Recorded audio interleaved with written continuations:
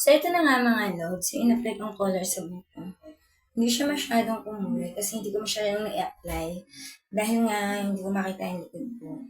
At wala yung aking asawa para tulungan ako. So bukas ulitin ko na lang. Kasi kalahati lang talaga yung nailagay ko dahil lang gugulo yung aking acne. So, try ko ulit bukas. Pero nagkulay siya ng konti. Hindi nga lang, hindi nga lang siya nag-max yung kulay niya. Hindi ko na, hindi ko siya naikalat masyado. So, yun lang, mga lods. Thank you for watching. Ay, kung mapapansin nyo nga pala yung mukha ko, di ba? Hindi pantay yung pagkaputi. Kasi to, nasa baba ko, tapos yung ganda dito sa ilong, at saka yung sa noo, maputi na siya.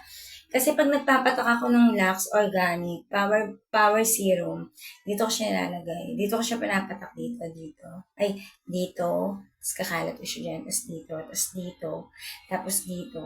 Yan, tapos dito. So, mali pala ako. Dapat dito ako magpapatak para pantay yung puti. Pero, masasabi ko, effective talaga siya kasi pumuti na siya dito.